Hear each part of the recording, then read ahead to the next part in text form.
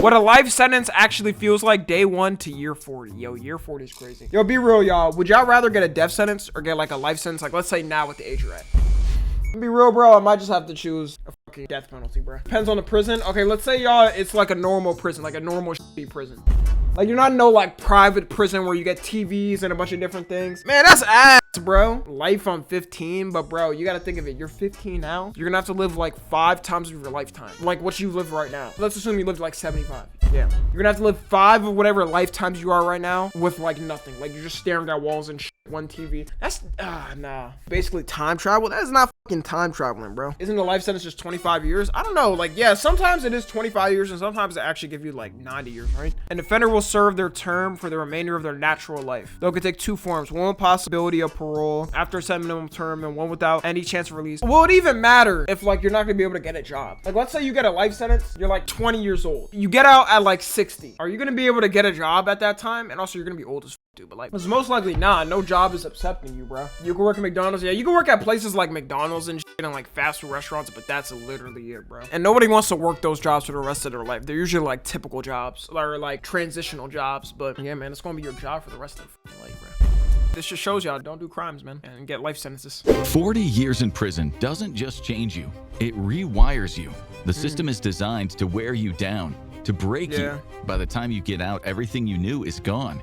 How do people survive? I always think that's like so crazy, bro. The fact that like other prisons around the world, they try to like reform people, and like America, bro, it's just like, yeah, bro. Get the fuck in there, bro. Your life's gonna be hell. Your life's over. Your life is ruined. That and not lose themselves completely. On today's episode of the Infographic Show, we're walking through what a life sentence in prison is actually like. Day 1, you shuffle off the bus in handcuffs and leg irons, peering up at the guard towers and razor wire fencing. Armed officers herd you forward, their eyes cold. To them, you are nothing. And this is it, your home for the next 4 decades. You enter a holding room where an officer takes off your leg irons and gestures toward a thick door, the booking area. They take your wedding. Yo, imagine getting your stuff back that you put in there from like 40 years ago. That must be wild. But yeah, I gotta think of it. There's prisoners that have been serving since like the 90s and shit that are alive in prison. Like they don't even know any modern technology. It's so crazy. I've seen videos of like prisoners getting out and then they see certain machines and they're like, what? Like I remember some dude, he came out after like 10 years. And y'all know those soda machines where like you could pick every single different type of flavor? Bro saw it and he was like, yo, I think I like died or something, got reincarnated. Like he dead ass didn't even think it was real. That was like a magic to him. Band and I don't even know what I would do. Let's say I've been serving since the 90s and I got out and I'm like 60. Like, what do I do with my life, man? Slip your phone and wallet into a Ziploc bag. $200 goes into your prisoner trust account and another $100 into your telephone account. In another room. Oh my God, and I'm thinking too, if you don't have like people outside that still love you and shit. Hey guys, Tom NFG here. You know, only half of you guys are subscribed and even less of you guys have noties on. I hate to be a burden, but you know, I really appreciate it if you hit that sub button and the little bell next to it. You know, it doesn't take long. I know you can get mixed up in the algorithm and everything. But yeah, also tune into the streams. You know, we have a lot of fun over there. I'm telling you, we have a lot of parties going on over there. Yeah, that's it. Bye. Damn. You're not even gonna get money for like commissary. Like you're gonna have to work the prison jobs, which is basically slave labor. Like it's slave labor to work those jobs. Whom you're told to strip. A guard smirks. There was one guy who served over 30 years for a crime he never committed. That always happens. Your son, just 4 years old, will grow up without a father. And your wife, who swore she would wait, will have gray hair and wrinkles the next time you hold her. If you ever hold her. I was about to say, bro, nobody's waiting that long. I'm sorry, if I'm with my wife or something, let's say she got a 30-year prison sentence. I'm sorry, bro, it's over. It's game fucking over, bro. I also would want whoever's my child to have like a mother in their life too. Again, the truth is you've already accepted she'll move on, but the very thought of that right now is unbearable. Then comes the strip search. The whole process is totally dehumanizing. Yeah, they bent your asshole over. Person. It was self-defense, but that didn't wash with a jury of 12 men and women. The judge called it a callous disregard for human life, a deliberate act. Yo, I'm so glad I haven't gotten jury duty yet, because I know a lot of people, like, they say, like, that's one of the first signs of adulthood. Is jury duty not kind of a dumb thing to have? Like, hold on, walk with me. Like, imagine you have somebody that's dumb as on jury duty, and they up. And then they're one of the jurors, like, they're the lean vote towards the person maybe getting more of a punishment than they should have had. Or the opposite. Bro, like, you can't tell me the jury for OJ Simpson was smart in any type of way. Everybody knows that nigga did the crime. Everybody knows, but for some reason, wasn't it like all of them said like he was not guilty? You can't tell me that shit is like a scam. Can they get like some people on a job or like hire them that are legal professionals? In the criminal trial, all 12 jurors delivered a unanimous not guilty verdict.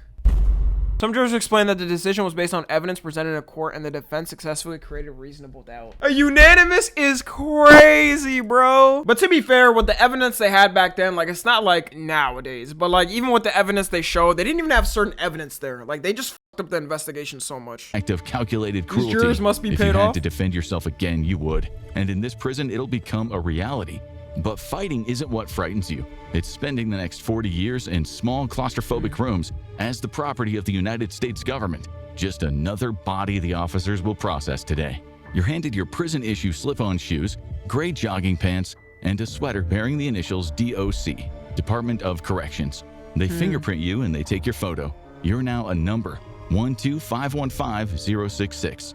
One of 1.8 million Americans behind bars. One of 600. There's 1.8 million people in fucking prison? That is actually like disgusting, bro. You always have to go through and thinking when you're doing like especially a serious crime, like the amount of jail time you could get. Like, do none of these people think through this? You're just gonna be sitting in this place for like potentially 20 years of your life, 30 years. 1,000 people sent to prison each 0.7% of year, the population. and That's one crazy. of the 1 in 6 who will never leave, serving a life sentence.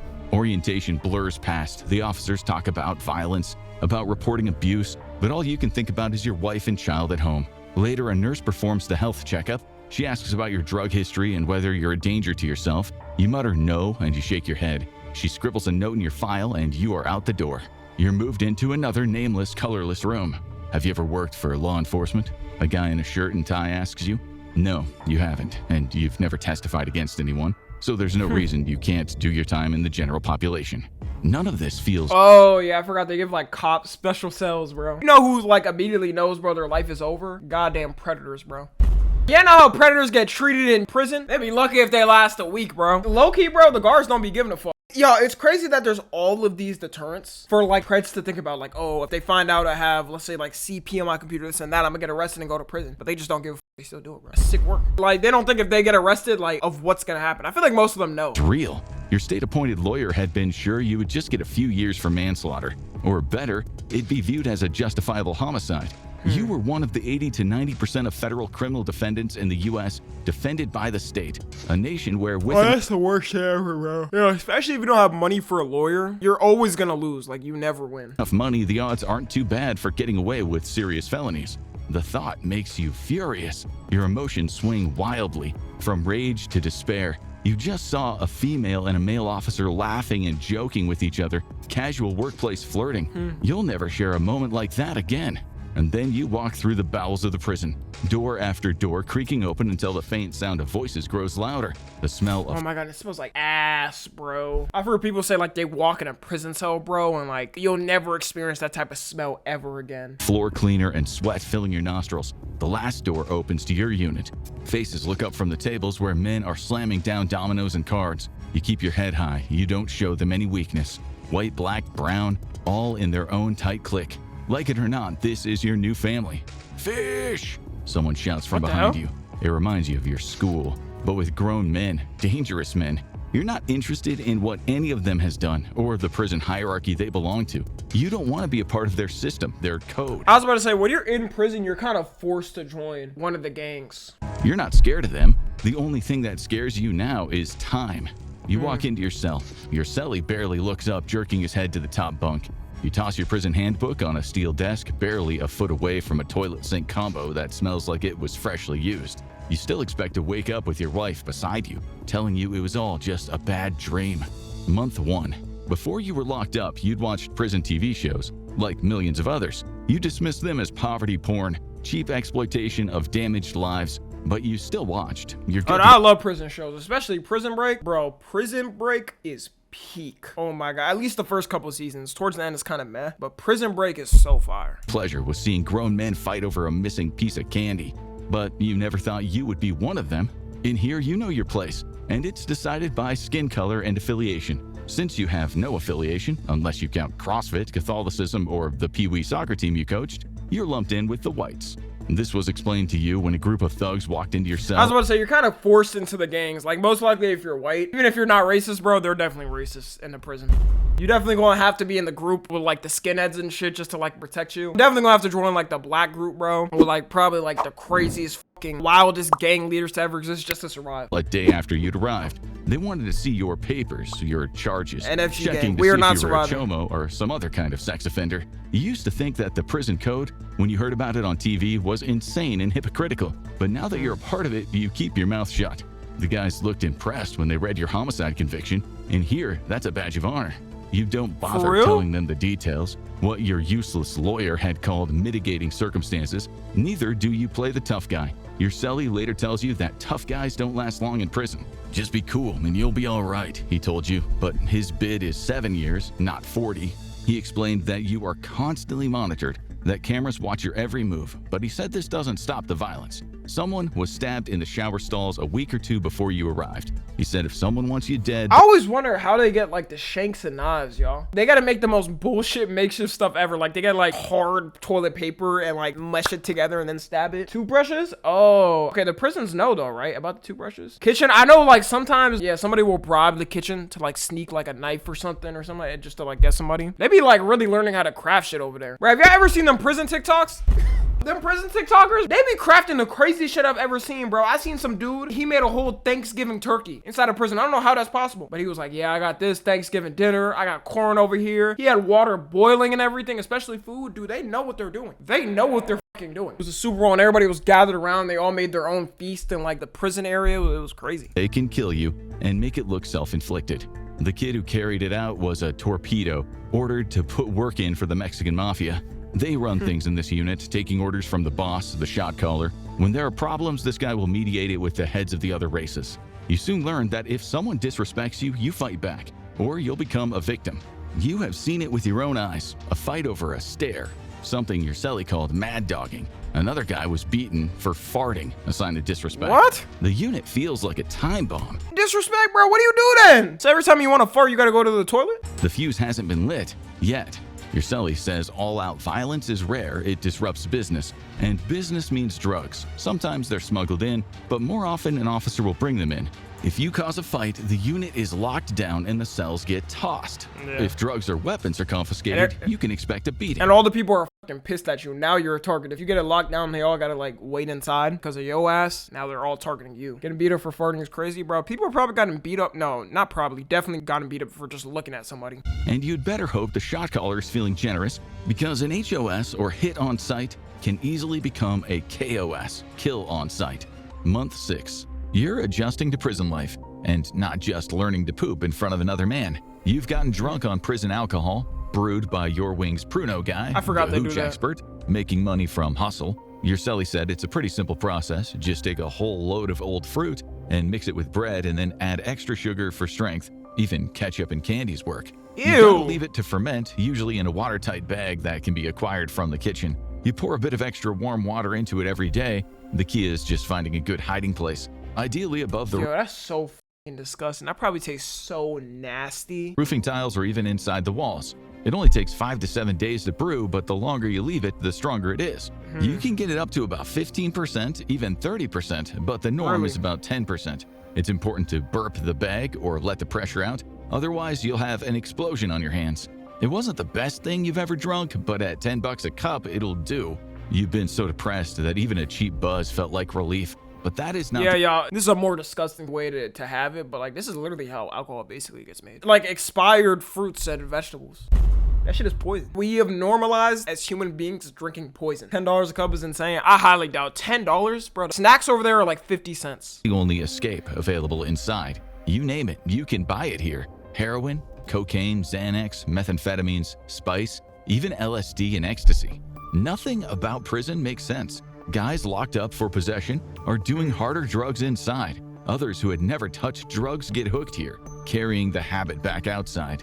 And abuse doesn't come cheap. Everything here is about 5 to 10 times the cost on the outside. A corrupt, low-paid prison officer and a gang can make some serious cash. The guys often target female staff or officers, deliberately looking for ones who have low self-esteem. You once read that some women officers admitted they liked the protection inmates gave them It made life easier.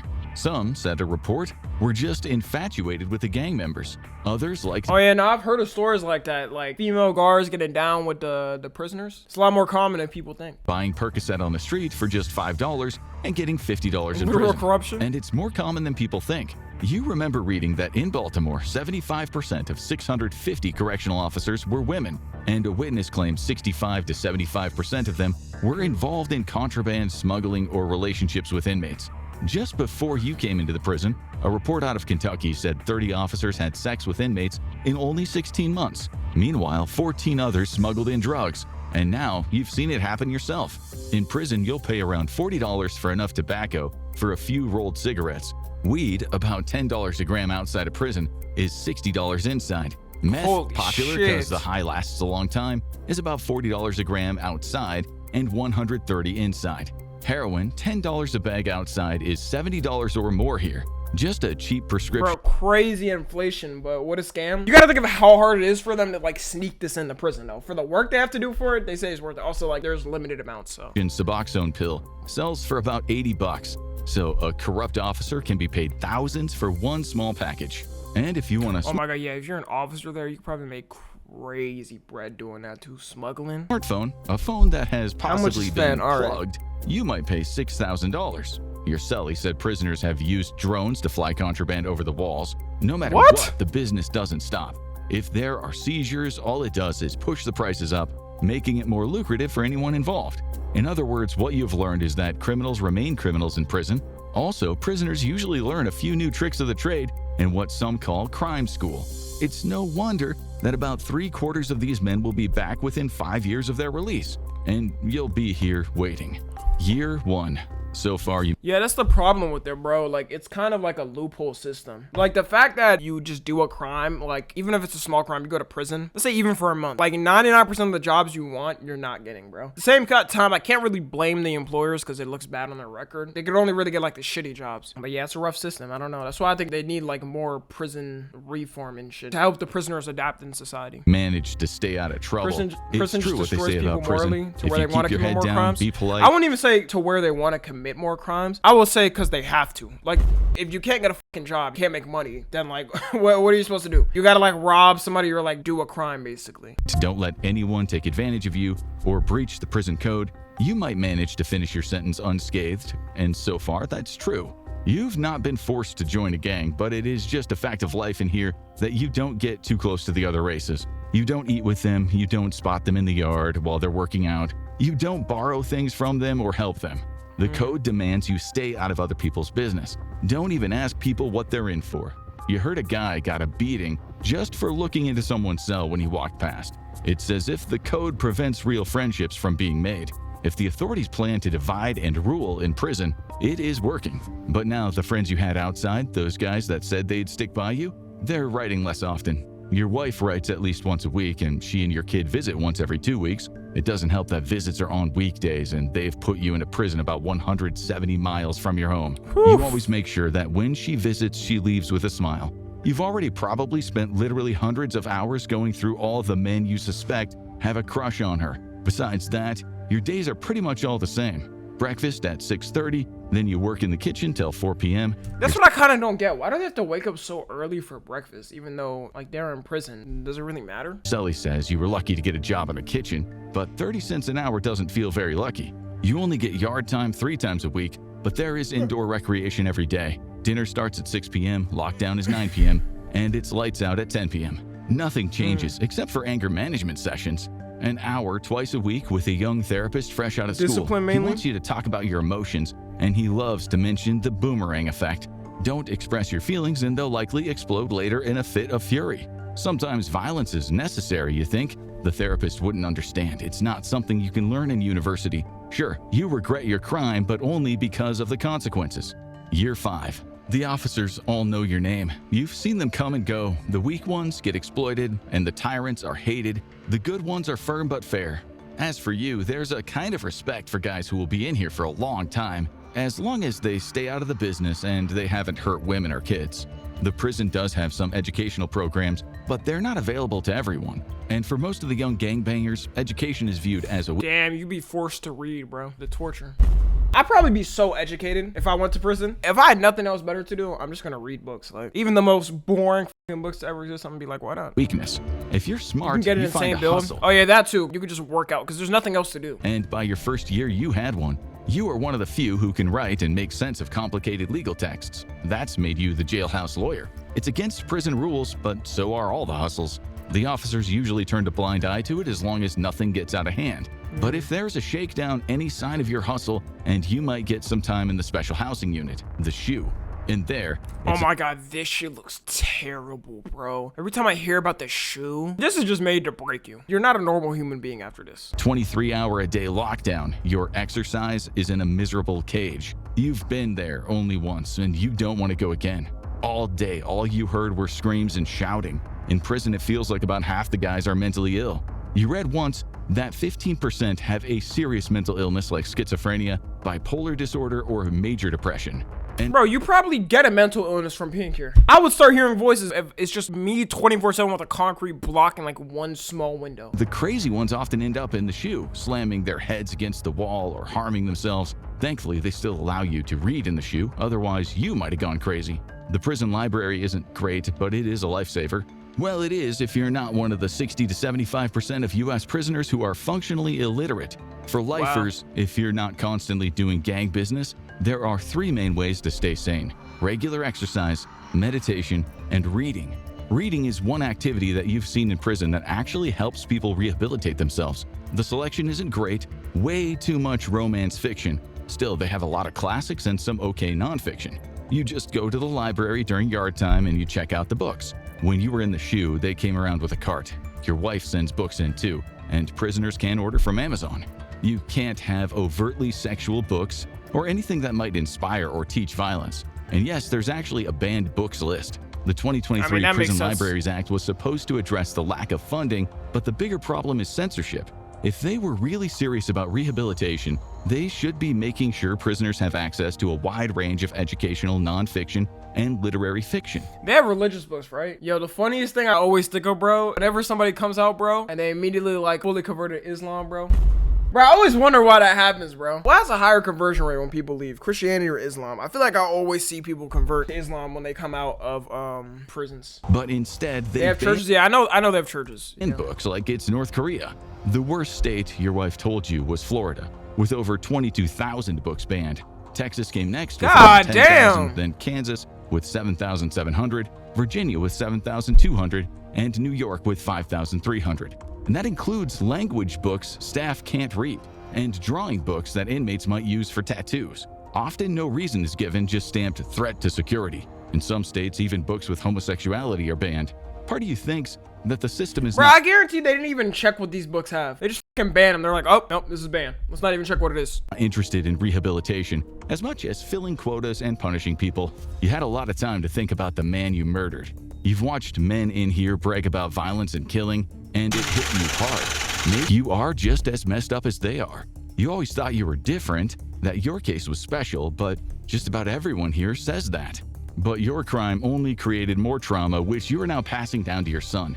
Violence is like a vicious cycle. If prison has done anything good for you, it's the realization that crime is all about cause and effect, and that even in bad circumstances, a civilized man can choose to end it. Still, you know you did wrong, and it won't help you get through another 30 years. Year 10. About 3 years ago, your wife started writing less often. She canceled visits, one after the other. Your son, who's now 14, started getting into trouble, and your wife said it was your fault. Now, he barely visits you, and when he does, he looks bored and resentful. And then you got the letter.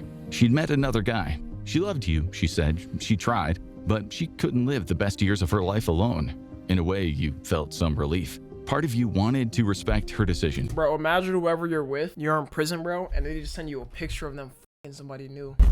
That might make you reach towards ending it, bro. They just send you a picture, they're like, yeah, I'm done with you. That's definitely happened, by the way. The other part wanted his name and address. The group therapist said anger is a very natural response in these circumstances, but what does he know about spending your life in prison?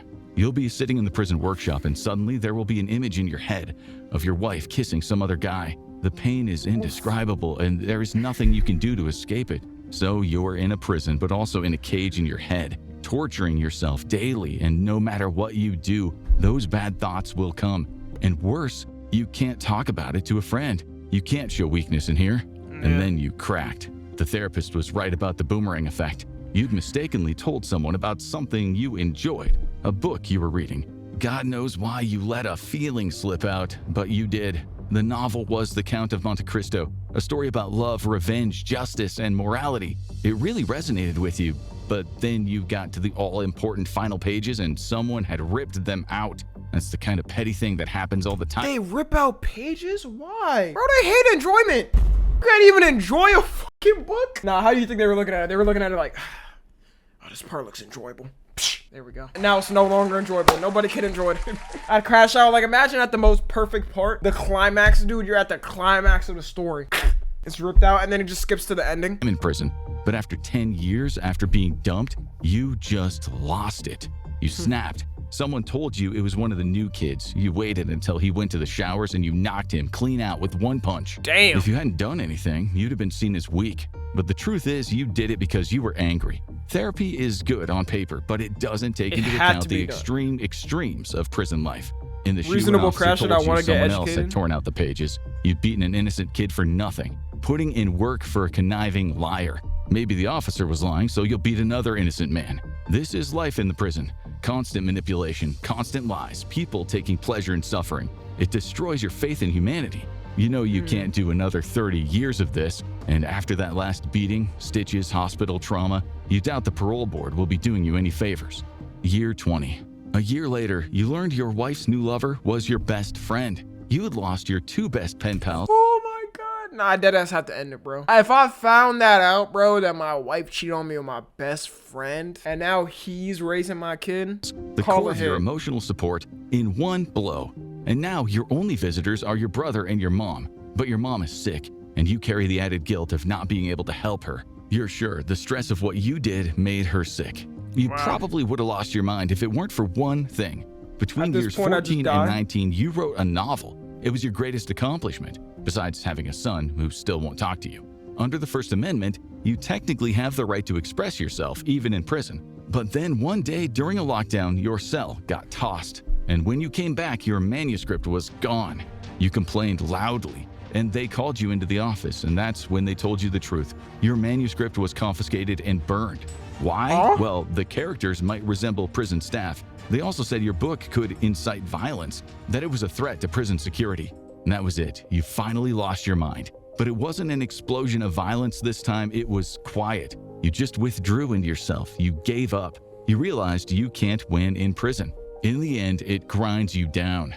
When all those years ago— I think the worst part too is like the guards can have beef with somebody, and like what is somebody gonna say? Like the prisoner can't say nothing for real. Unless if the guard does something illegal, then yeah. But like the guard could just like treat them like a piece of shit and like do what he said. Just take something you worked on, just burn it and be like, oh, you wrote about us, so we gotta burn it. Oh, you thought yourself and they can't fight back in that first strip search. You were very wrong. Dehumanizing a person takes time. They chip away at you until your identity is nothing but a lump of stone, stripped of all character. Year 30. It's as if you've become a ghost. No one bothers you anymore. You're just the old timer serving your time. The last time you heard anything from your wife after the divorce was finished was a letter to say she had married your best friend. Your son, according— Yo, what crimes get you like high life sentences? Like 25 years. Felony murder, aggravated sexual assault, drug trafficking, espionage. People only gets like 5 years. Yeah, like rape convictions, bro. People have literally gotten like 4 years maybe, or 5 years. It's crazy. To your wife had fallen in with the wrong crowd. In any other circumstances, this would bother you, but now you've stopped caring about what goes on in the outside world. That place is no longer real. The only reality is inside the prison walls, a nightmare you've learned to live with. You don't even know what year it is half the time. After decades, you've just stopped caring. You've seen a guy beaten to death in here. You've heard countless screams from men having a mix of sugar and boiling water thrown in their faces. You've had good cellies and bad cellies. One of the bad ones was a mouthy tough guy. He was transferred with a new scar on his face, made by a double-edged homemade razor. Physical assaults are so common that many don't even get recorded. But the truth is, you barely even notice the violence these days. It's just a fact of life, like the sound of locks or the smell of disinfectant. You no longer even daydream about nice food or the touch of a woman. You focus only on what's in front of you. It's not what you don't have that hurts you in prison. Humans can get used to almost anything. What hurts the most is the things you could have had. You no longer see ruthless gangs or heartless criminals in here, not like the TV shows want to make out. You just see victims of childhood trauma, of cruelty and rotten luck. Men who, for the most part, were doomed from birth. You don't feel sorry for them. Some have done awful things, but you don't moralize. Prison is proof there is no such thing as free will because no one would choose to end up like this. Year 40. You came in here age 25 and now you're 65, the age at which most people retire. You often look in the mirror and you don't recognize yourself. And almost time to go, to leave these walls. Bro, that's so sad. Your whole life is done for. Going in at 20 and leaving at 60. But the strangest, most debilitating thing is you're not sure if you want to go. For decades, you barely thought about life outside. Now it hits you like a brick and it scrambles your mind. You've seen the changes on TV, new gadgets, wars, viruses, environmental crises, and moral panics, and after a while it all became meaningless. Sure, they've given you classes on how to reintegrate, but the fact is you became your prison number a long time ago. The outside world is no place for a man who thinks if anything, you're more comfortable in prison. The number. Part of you wants to stay in your cell with your books, where you at least know the layout of the land.